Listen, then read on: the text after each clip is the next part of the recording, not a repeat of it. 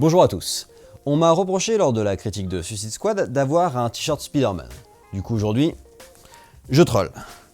Le Star Trek dont je vais vous parler aujourd'hui est bourré de références, et moi je ne suis qu'un néophyte de l'univers Star Trek, donc je vous proposerai, en plus de cette critique, un teaser consacré à Star Trek en compagnie de Cyril qui lui est un expert.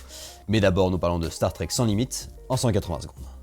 Sorti le 17 août 2016 et réalisé par Justin Lin, Star Trek sans limite nous raconte l'histoire de l'équipage qui est en repos sur une station de Starfleet jusqu'à ce que l'équipage réponde à un appel à l'aide qui va les disperser sur une planète inconnue aux confins de l'univers. Alors c'est une bonne adaptation, c'est un bon space opéra, c'est un bon blockbuster qui remplit très bien son cahier des charges et je suis content parce que les derniers blockbusters le faisaient pas.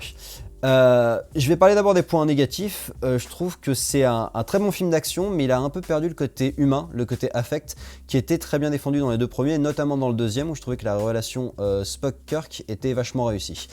Et puis, il y a un parti pris qui est tout à fait logique par rapport à la série, à savoir que les films soient épisodiques, ils n'ont pas de lien pour faire une trilogie entre elles, mais du coup, ça se ressent au niveau des méchants, qui sont tous un peu péraves, qui ont tous des motivations un petit peu « ouais, on est méchant ».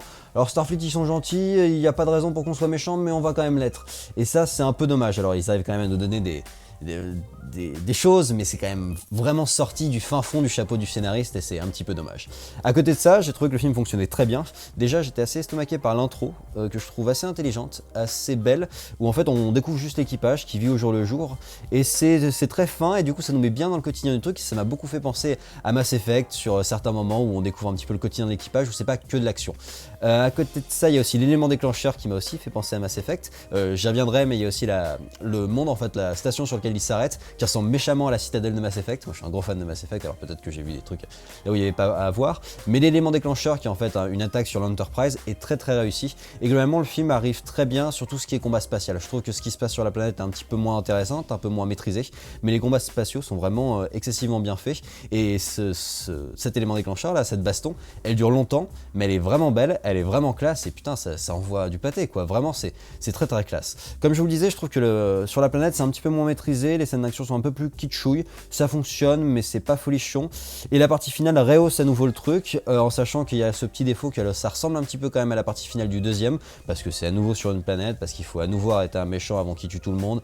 Voilà, c'est un petit peu semblable là-dessus. Alors autre chose semblable, moi c'est Spock, que j'ai trouvé un peu en deçà, parce que finalement son drame à lui, c'est toujours vis-à-vis de sa copine, et ça ressemble pas mal au deuxième.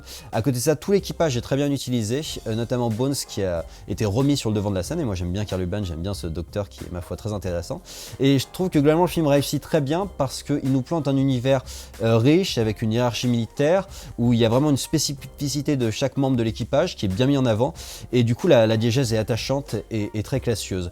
Donc c'est un Star Trek qui est très réussi de mon point de vue, si on n'entend pas plus qu'un très bon blockbuster d'action, un très bon space opéra, un bon troisième volet à la saga qui se passe habilement de Abrams, pour faire un film encore plus spectaculaire pour les néophytes et aussi pour les fidèles de la saga comme on en parlera. Et top!